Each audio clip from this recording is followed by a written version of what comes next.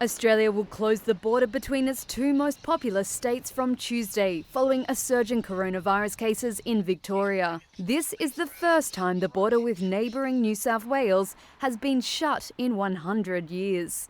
Movement was last blocked between the two during the Spanish flu. On Monday, Victoria Premier Daniel Andrews announced the news and said the closure would be for an indefinite period. From 11:59 p.m. midnight tomorrow night, the border with New South Wales will be closed. That is the result of a phone hookup between the Prime Minister and the Premier of New South Wales and myself just an hour or so ago.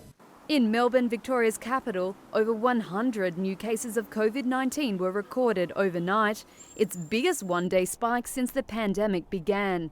Authorities have enforced strict social distancing orders in 30 suburbs, and 9 public housing towers are in complete lockdown. The towers are home to some of the most vulnerable in society. Apartments don't have a balcony and can only open their windows ajar. Some video showed help banners posted on apartment windows. Andrews has defended his decision to put the buildings under lockdown, promising 2 weeks of free rent and hardship payments to the residents. The 9 towers in Melbourne are home to some 3,000 residents who will be in lockdown for at least 5 days, as many residents tested positive for the virus. Police have been stationed on each floor of the towers. Staying inside your flat, inside your unit, is the safest and best thing to do. It's not pleasant, I know it's challenging.